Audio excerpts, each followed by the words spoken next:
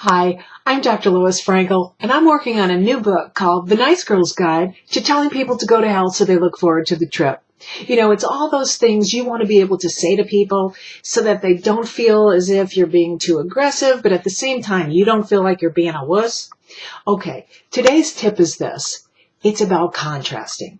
It's a very simple little model that you can use to engage in a conversation that might initially feel a little bit uncomfortable to you.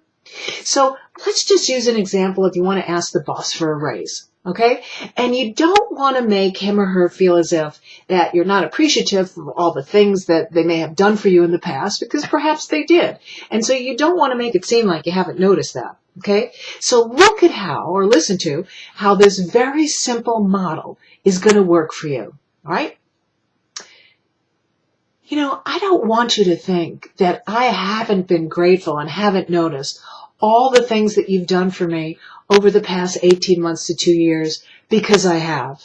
And I am very grateful for them, and they have certainly made my work life a lot easier.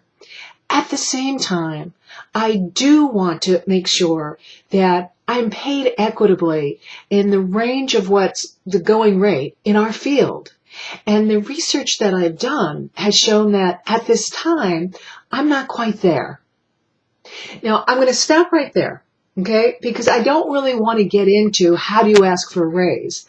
This tip is really only about how do I have a difficult conversation? How do I start a difficult conversation? And it's through contrasting. Let me give you another example that you might be able to use with a child, okay? And it sounds like this. I don't want you to think that I haven't noticed all the things you've been doing around the house, because I have, and I'm thankful for them. At the same time, I do want to talk to you about just one or two things that need to be done differently in order for all of us here to feel as if we're carrying our fair share of the weight. Okay? And then I'm going to stop there because, again, I'm not going to be getting into the details of how to do that right now. But you can hear how this model lets you start a difficult conversation. I'm Dr. Lois Frankel, and I'll be back with more tips for how you can tell people to go to hell so they look forward to the trip.